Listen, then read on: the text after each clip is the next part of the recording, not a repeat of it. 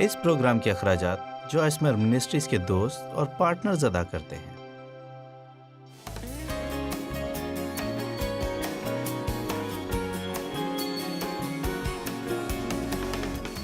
جانتے ہیں، بھروسہ کرنا ایک فیصلہ ہے۔ آپ کہتے ہیں خیر میں بھروسہ کرنا چاہتی ہوں لیکن میرے لیے ایک مشکل کام ہے، تاہم کچھ باتوں میں تو آپ بھروسہ کرتے ہیں۔ خود پر بھروسہ، دنیا پر بھروسہ، یا اپنی نوکری پر بھروسہ، حکومت پر، اپنے بینک پر بھروسہ، یا کسی شخص پر جسے آپ جانتے ہیں۔ ہم کسی نہ کسی پر تو بھروسہ رکھتے ہیں۔ اصل نقطہ یہ ہے کہ روحانی طور پر ہمیں اتنے ہوشیار ہونے کی ضرورت ہے کہ جان لیں کہ کس چیز پر یا کس شخص پر بھروسہ کرنا ہے اور کس پر نہیں۔ ایک خاص حد تک ہم لوگ پر بھروسہ کر سکتے ہیں، لیکن جو بھروسہ خدا کے لیے ہے اس میں کسی شخص کو شریک نہ کریں، کیونکہ اگرچہ کسی حد تک ہم لوگوں پر بھروسہ کر سکتے ہیں، اسی طرح خود پر کسی حد تک بھروسہ کر سکتے ہیں، لیکن مکمل بھروسہ ہم صرف خدا پر ہی کر سکتے ہیں، پورے طور پر بھروسہ کر سکتے ہیں۔ اور میں ایمان رکھتی ہوں کہ تو ہمیشہ میرا خیال رکھے گا۔ اور جب میں یہ کہتی ہوں تو شاید کچھ لوگ کہیں کہ ذرا ٹھہریے، میں نے خدا پر بھروسہ کیا تھا لیکن اس نے مجھے مایوس کیا۔ لیکن ٹھہریں، اس بات کو ذرا مختلف نقطہ نظر سے دیکھیں۔ جو کچھ آپ چاہتے ہیں کہ خدا آپ کو دے، کیا آپ نے اس بات کے لیے خدا پر بھروسہ رکھا؟ اور اب آپ اس لیے ناراض ہیں کیونکہ آپ جو چاہتے تھے وہ آپ کو نہیں ملا۔ کیا آپ خدا پر بھروسہ رکھتے ہیں کہ اپنے وقت اور اپنے طریقے کے مطابق آپ کو اپنا بہترین بخشے؟ خیر، اس ہفتے کے اختتام تک آپ اس سے بھی زیادہ بلند آواز میں تالیاں بجا رہے ہوں گے۔ ہم خدا پر بھروسہ کرنے کا فیصلہ کرنے کے بارے میں تفصیل کے ساتھ سیکھیں گے۔ آپ میں سے کتنے لوگوں کے گھر میں ادویات ہیں، یعنی تجویز کردہ یا غیر تجویز کردہ؟ میرے پاس گھر میں کچھ پٹیاں ہیں، اینٹی بایوٹکس، کریم وغیرہ ہے۔ ہو سکتا ہے شاید جسم میں درد کی وجہ سے یا اپنی ضرورت کے مطابق آپ کے پاس ایسپرین کی گولیاں یا کوئی بھی دوائی جو آپ کے پاس ہے۔ خدا کے پاس بھی ہماری روح کے لیے دوا ہے۔ کیا آپ یہ جانتے ہیں؟ کیا آپ جانتے ہیں کہ ہماری روح، ذہن، ہمارے ارادوں اور ہمارے جذبات میں جو امراض اور بیماریاں ہیں وہ تمام جسمانی بیماریوں سے زیادہ خطرناک ہیں جس میں آپ مبتلا ہو سکتے ہیں؟ اس کے بجائے میں یہ چاہوں گی، میرا مطلب ہے کہ اگر مجھے انتخاب کرنا پڑے تو میں اپنی روح کو تکلیف میں سے گزارنے کے بجائے طویل عرصے کے لیے سر میں شدید درد کو ترجیح دوں گی۔ اگر کوئی آپ کو برے طریقے سے دکھ دیتا ہے تو سنیں، آپ کی زندگی میں جو کچھ ہو رہا ہے آپ کے معیار زندگی کا انحصار اس بات پر نہیں بلکہ اس بات پر ہے کہ ان حالات کے بارے میں ہم کیسا رد عمل ظاہر کرتے ہیں اور کس حد تک ان کو خود پر طاری کرتے ہیں۔ یا ہم یہ کہتے ہیں کہ میں تو خدا پر بھروسہ کروں گی، لہٰذا خدا کے پاس ہماری جان کے لیے دوا ہے۔ مثال کے طور پر اگر میں گناہ کرتی ہوں یا کچھ غلط کرتی ہوں تو عام رد عمل کے طور پر شاید میں اس بات کے لیے خود کو مجرم ٹھہراتی رہوں اور خود کو سزا دوں، یا پھر میں خدا کی معافی کو حاصل کر سکتی ہوں جو میری جان کو شفا دے گی۔ آمین۔ یا پھر یہ ہو سکتا ہے کہ آپ اپنے گناہ اور غلطی کے لیے جو آپ نے کی ہے یا نہیں سارا دن خود کو احساس جرم میں مبتلا رکھیں۔ ہو سکتا ہے کہ آج صبح آپ نے گھر میں کسی پر غصہ کیا اور کچھ ایسے الفاظ کہے جو اس مسیحی محفل میں آنے سے پہلے آپ کو نہیں کہنے چاہیے تھے۔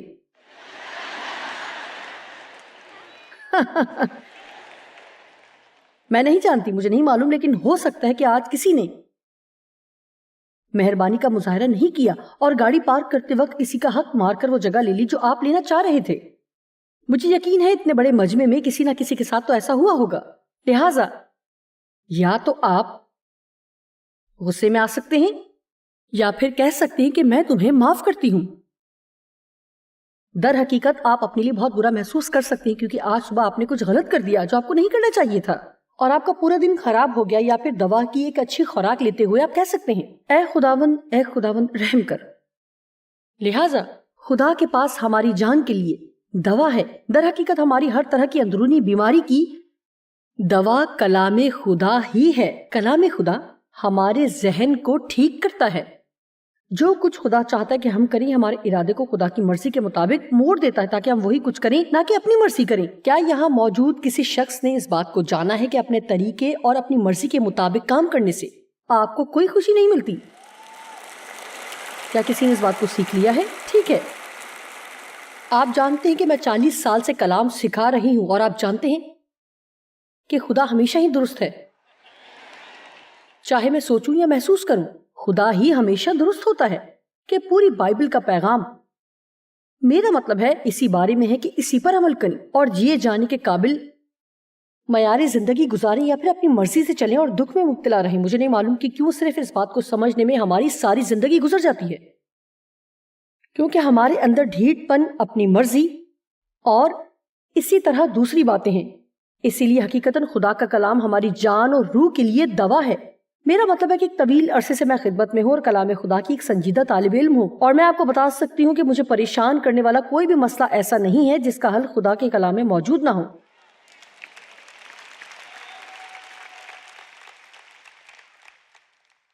لیکن میں اس پر بھی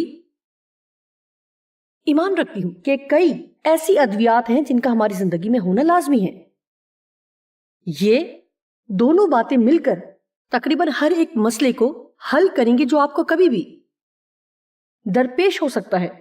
پہلا، خدا پر بھروسہ کرنا، اور دوسرا، نیکی کرنا۔ آئے زبور 37 کی 3 آیت پڑھتے ہیں۔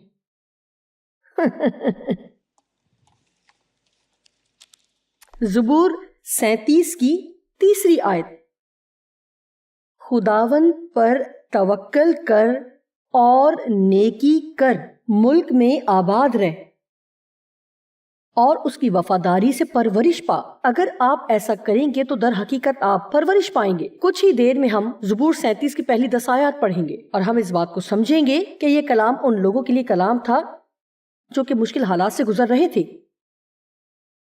جب آپ کے ارد گرد ہر چیز بدترین ہوتی جائے، آپ اس وقت کیا کریں گے؟ خدا پر توکل کرنے اور نیکی کرنے کے بارے میں ہمارا رد عمل کیسا ہوگا؟ خدا پر صرف بھروسہ ہی نہیں کرنا اور صرف نیکی ہی نہیں کرنی۔ میرا مطلب ہے کہ دنیا میں ایسے لوگ ہیں جو اچھے کام کر رہے ہیں لیکن ابھی تک ان کے پاس پورا پیکج نہیں ہے کیونکہ وہ خدا پر بھروسہ نہیں رکھتے۔ دوسری طرف ایسے بہت سے ایماندار ہیں جو خدا پر بھروسہ تو رکھتے ہیں لیکن وہ کبھی بھی نیکی کا کوئی کام نہیں کرتے۔ جی ہاں، بہت سے لوگ ہیں جو کہتے ہیں میں تو خدا پر بھروسہ رکھتی ہوں، ہاں خدا پر بھروسہ رکھتی ہوں، لیکن اس کے علاوہ آپ کیا کر رہے ہیں؟ کیا آپ جانتے ہیں کہ جب آپ دکھ میں ہو تو سب سے طاقتور کام جو آپ کر سکتے ہیں وہ یہ کہ کسی دوسرے شخص کی مدد کریں، یا اس طرح کے احساسات نہیں رکھتے، یعنی میں ایسا کچھ نہیں کرنا چاہتی، یا جب ہم تکلیف میں ہوتے ہیں اور ہم سکڑ کر پیچھے ہو جانا چاہتے ہیں اور چاہتے ہیں کہ باقی سب لوگ ہمارے لیے کچھ کریں۔ لیکن یاد رکھیں جب ہم خدا کی دوا لیں گے، یہ بھروسہ کرنے کا نسخہ ہے، اور اس کا ڈاکٹر یسوع ہے، اور مریض کوئی بھی شخص ہو سکتا ہے۔ اور یہاں پر ہدایات ہے کہ آپ جتنی مرتبہ چاہیں یہ خوراکیں لے سکتے ہیں۔ اس دوا کی مقدار لامحدود ہے اور ختم ہونے پر پھر سے جتنی چاہے جتنی مرضی لے سکتے ہیں، اور اس کے کچھ نقصانات بھی ہیں جن کے لیے آپ کو محتاط ہونا پڑے گا، اور وہ نقصانات ہیں محبت، خوشی، اطمینان، اعتماد، اور نتیجہ مجموعی طور پر اچھی صحت۔ اب میں یہاں سے اپنے لیے ایک گولی نکال لیتی ہوں۔ ہمارے سٹاف کے لوگ بہت قابل ہیں۔ یہاں ہمارے پاس خدا پر بھروسہ کرنے کی لاتعداد گولیاں ہیں۔ اس کے علاوہ یہاں پھر نیکی کرنے کا نسخہ ہے، اس کا ڈاکٹر بھی یسوع ہے، اور مریض کوئی بھی ہو سکتا ہے۔ آپ میں سے کتنے ہیں؟ آپ چاہے جو بھی ہوں، یہاں سے آپ جتنی گولیاں چاہیں لے سکتے ہیں۔ اس کے نقصانات بھی نہ ختم ہونے والے ہیں۔ یہ دیکھیں، انتہائی شادمانی اور آسمان پر انعام۔ جی ہاں، یہاں بھی کافی تعداد میں گولیاں ہیں۔ اب سب کہیں خدا پر بھروسہ کریں اور نیکی کریں۔ ہو سکتا ہے آج کے دن سے ہفتے کی صبح تک سینکڑوں مرتبہ آپ مجھے یہ بات دہراتے ہوئے سنیں گے، یعنی اگر ان کانفرنسوں کے اختتام تک آپ تمام سیشن میں موجود رہیں گے، اگر نہیں تو آپ ٹی وی پر دیکھ سکیں گے۔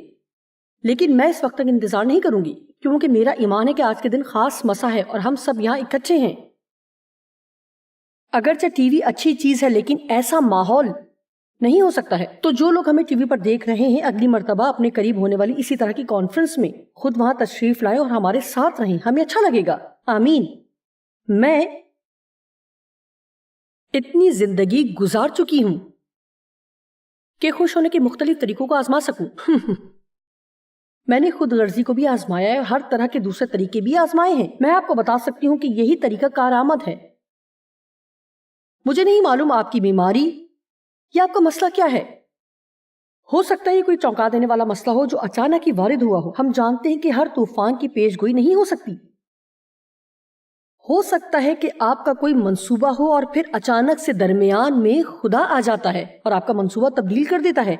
ہمارا فوری رد عمل یہی ہوتا ہے کہ پریشان ہو جائیں۔ ہر مسئلے کا حل یہ ہے کہ خدا پر بھروسہ رکھیں اور نیکی کریں۔ آمین۔ اب ان لوگوں کے لیے جو ٹی وی پر دیکھ رہے ہیں، آپ جانتے ہیں کہ کل رات یہاں کچھ مسئلہ تھا۔ ہماری کانفرنس کا آغاز جمعرات کی رات ہونا تھا، لیکن پھر ایسا ہوا کہ کانفرنس کے آغاز سے 1 گھنٹہ پہلے جس جگہ یہ عمارت ہے یہاں کی بجلی منقطع ہو گئی اور پھر اس وقت بحال ہوئی جب میٹنگ ختم ہونے میں 10 منٹ باقی تھے۔ کئی ہزار لوگوں کو انتظار میں باہر کھڑا رہنا پڑا اور جو لوگ اندر تھے ان کو باہر جانا پڑا۔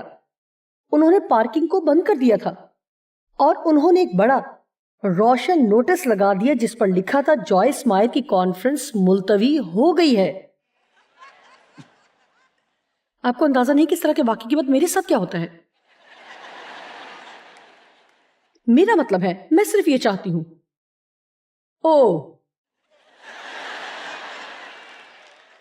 میں سوچتی ہوں کہ ہمارا ایک سیشن ملتوی ہو گیا ہے، آپ یہ کیوں نہیں کہہ سکتے کہ کل دوبارہ آئیے گا؟ اب ذرا سنیے، آپ میں سے کتنے لوگ جانتے ہیں کہ جب آپ کے ساتھ ایسا مسئلہ ہو تو آپ کا دماغ پھٹنے کو ہوتا ہے؟ میں سوچتی ہوں کہ اگر آپ لوگوں کو یہ بتائیں گے کہ کانفرنس ملتوی ہو گئی ہے اور کل کوئی نہیں آئے گا اور اتنی بڑی عمارت میں اکیلی بیٹھی ہوں گی، لیکن خود کو پرسکون کرنے کا ایک ہی طریقہ ہے کہ میں بھروسے کی ایک گولی لوں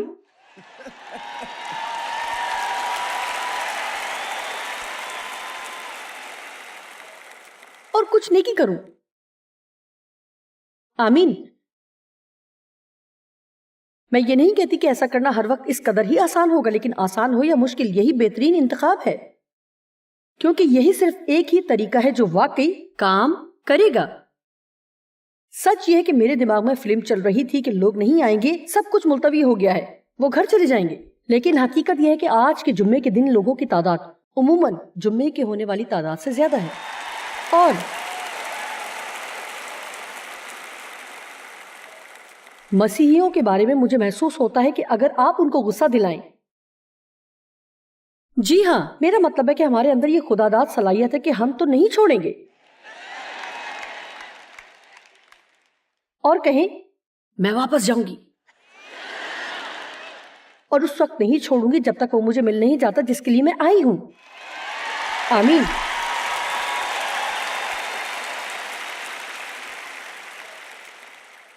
حقیقتاً مجھے زبور 37 بہت پسند ہے اور میں اکثر ہی اسے پڑھتی رہتی ہوں، کیونکہ آج کل ہماری دنیا اور ہمارے معاشرے کے حالات بہت برے ہیں، بہت سا خوف، ڈھیروں ضروریات، بہت سے دھوکے، بہت سے لوگ خدا سے دور ہوتے جا رہے ہیں اور سوچتے ہیں کہ خدا کا وجود ہی نہیں ہے، اور بہت سے بچے اسی طرح کے ماحول میں پرورش پا رہے ہیں اور اپنے والدین کو یہ سب کرتا دیکھتے ہیں اور پھر والدین ہی کے نقش قدم پر چلتے ہیں اور یہی سلسلہ چلتا رہتا ہے۔ بتانا میں یہ چاہتی ہوں کہ جو کچھ میں جانتی ہوں اس کے لیے شکر گزار ہوں۔ جو جانتے ہیں اس بات کے لیے آپ میں سے کتنے شکر گزار ہیں؟ کیونکہ آپ سچائی کو دیکھتے ہیں، اور جب بھی میں کچھ غلط ہوتا ہوا دیکھتی ہوں تو میں فوراً جان لیتی ہوں کہ یہ غلط ہے کیونکہ 40 سال تک میں نے اس کا مطالعہ کیا ہے۔ مجھے حیرت نہیں ہوتی کہ کچھ غلط ہو رہا ہے، کسی بھی چیز کے درست ہونے یا نہ ہونے پر مجھے حیرت نہیں ہوتی، کیونکہ معاشرہ کہتا ہے کہ یہ ٹھیک ہے، لیکن میں غلط اور صحیح میں تمیز رکھتی ہوں۔ جب آپ کلام خدا کو دل میں رکھ لیتے ہیں تو یہ آپ کو گناہ سے محفوظ رکھتا ہے۔ میں نے کہا ہے جب آپ کلام خدا کو دل میں رکھ لیتے ہیں تو یہ آپ کو گناہ سے محفوظ رکھتا ہے۔ میں جانتی ہوں بہت سے لوگ باتیں کریں گے اور کہیں گے کہ تم کس طرح اتنے بے وقوف ہو سکتی ہو اور یقین رکھتی ہو کہ اس کتاب میں تمام تر سچائی موجود ہے۔ بہت سی وجوہات میں سے اس کے سچے ہونے پر یقین کی ایک وجہ بتا سکتی ہوں کہ یہ میری زندگی میں کام کرتی ہے، اور باقی احمقانہ چیزیں میرے لیے بیکار ہیں۔ میں جانتی ہوں کہ جب میں نے کلام کا مطالعہ شروع کیا تھا تو میرے حالات کس قدر خراب تھے۔ مجھے یقین ہے کہ میں اسے کامل طور پر نہیں سمجھتی، اور آپ جانتے ہیں، اور یہ بھی ہو سکتا ہے کہ بائبل کے جدید تراجم میں کچھ باتوں کو اصل زبان کے متن کو واضح طور پر بیان نہیں کیا گیا، لیکن آپ جانتے ہیں کہ ہمارے لیے صرف یہی بہترین چیز ہے۔ آمین۔ دلچسپ بات ہے کہ ہزاروں سال تک ابلیس نے کوشش کی ہے کہ اسے جان چھڑا لے، لیکن یہ کتاب مقدس آج بھی موجود ہے، اور یہ آج بھی دنیا کی سب سے زیادہ فروخت ہونے والی کتاب ہے۔ آئیں کلام کے لیے خدا کی تعریف کریں۔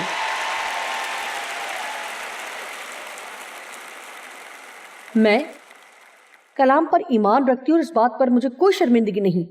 سچ یہ ہے کہ اس بات سے فرق نہیں پڑتا کہ اس چیز کے بارے میں یا اس چیز کے بارے میں کیا سوچتی ہوں، خدا نے اپنے کلام میں سب کچھ پہلے ہی سے بتا دیا، اور جو خدا کہتا ہے وہی بات اٹل ہے۔ آمین۔ زبور 37 کی پہلی آیت، تو بد کرداروں کے سبب سے بیزار نہ ہو۔ جو کچھ دنیا میں ہو رہا ہے اس کی وجہ سے خود کو بیزار نہ کریں، اور بدی کرنے والوں پر رشک نہ کر، یعنی جو کچھ ناراست یا خدا کے نزدیک راست نہیں ہے۔ آپ جانتے ہیں کہ اکثر ایسا لگتا ہے کہ راستے سے چلنے والوں کے مقابلے میں غلط راہ پر چلنے والوں کی برکات زیادہ ہیں۔ آمین۔ آپ کے کام کی جگہ پر کوئی غلط کام کرتے ہیں اسے ترقی مل جاتی ہے، اور آپ ٹھیک کام کرتے ہیں اور نکال دیے جاتے ہیں، لیکن ہم خود کو اس بات میں قید نہیں کر سکتے۔ ذرا صبر کریں، کیونکہ وہ گھاس کی طرح جلد کاٹ ڈالے جائیں گے۔ محتاط رہیں، کیونکہ آپ اس بات سے زیادہ خوش نہیں ہو سکتے۔ میں آپ کے احساسات جان سکتی ہوں، کیونکہ یہ آیت پڑھ کر میں بھی شادمان ہوتی ہوں، لیکن ہمیں اپنے دشمنوں کے لیے دعا کرنی ہے۔ خدا پر بھروسہ رکھیں، جھکیں، انحصار کریں، اعتماد رکھیں اور نیکی کریں۔ واو! ملک میں آباد رہیں اور اس کی وفاداری سے پرورش پائیں۔ خداوند میں مسرور رہ، اور وہ تیرے دل کی مرادیں پوری کرے گا۔ واو واو واو واو واو! آپ جانتے کہ آج دنیا اس کوشش میں ہے کہ کچھ کرے تاکہ ہماری زندگی بہتر ہو جائے، جو کہ صرف خدا ہی کر سکتا ہے۔ آپ وقت نکال کر یہاں آئے ہیں تاکہ خدا میں مسرور ہو سکیں، اور خدا جانتا ہے کہ آپ کی ضرورت اور خواہش کیا ہے، اور اس کا وعدہ ہے کہ اگر ہم اس میں مسرور رہیں گے، یعنی مسلسل خدا میں مسرور رہیں گے، کسی بھی اور چیز سے بڑھ کر اس کی آرزو کریں گے، تو وہ آپ کو آپ کے دل کی مرادیں اور آرزویں بخشے گا، لیکن آپ کے جسم کی خواہشات نہیں۔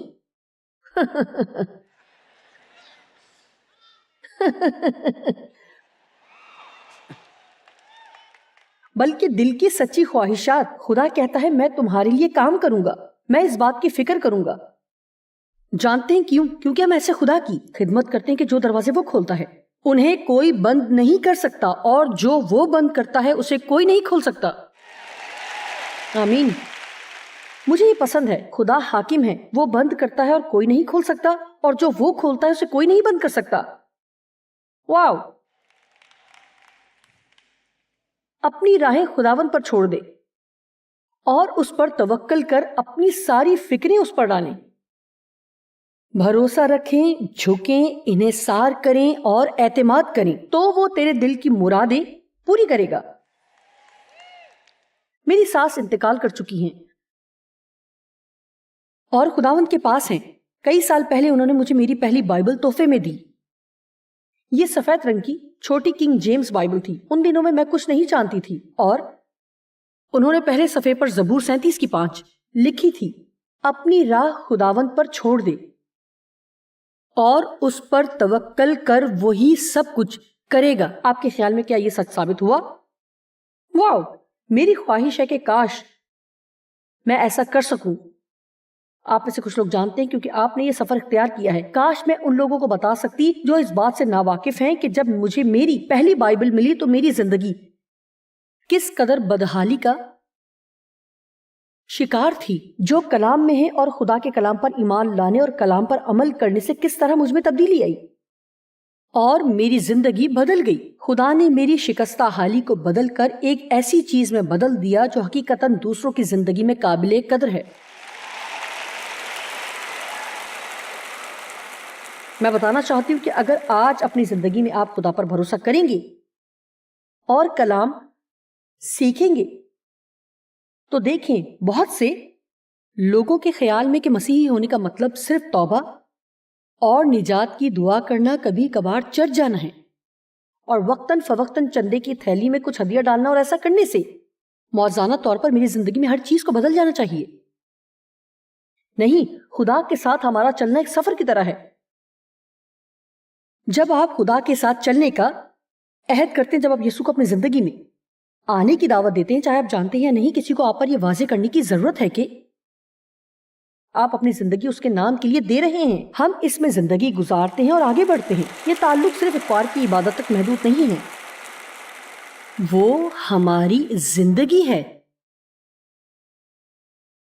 زندہ رہنا مسیح اور مرنا نفع ہے. واو! وہ تیری راست بازی کو نور کی طرح اور تیرے حق کو دوپہر کی طرح روشن کرے گا. خداوند میں مطمئن رہ اور صبر سے اس کی آس رکھ. صبر سے اس کی آس رکھ، بیزار نہ ہو. آئے ہم خود سے کچھ سوالات پوچھیں. ہم کتنی چیزوں سے بیزار ہوتے ہیں، پریشان رہتے ہیں اور فکر کرتے ہیں. ایسا کرنا حماقت ہے. ایسا کرنے سے ہم کسی کی بھی تبدیلی کا باعث نہیں ہو سکتے. اور جو اہم چیزیں ہیں اگر وہ کر سکتے ہیں تو کریں، ورنہ خدا پر بھروسہ کریں. افسیوں 6 باب میں لکھا ہے تاکہ برے دن میں سب کام انجام دے کر وہ کریں جو آپ کر سکتے ہیں. لیکن لکھا ہے سب کام انجام دے کر مضبوطی سے اپنی جگہ قائم رہ سکو. اور ہماری یہ جگہ خدا پر بھروسہ کرنا ہے.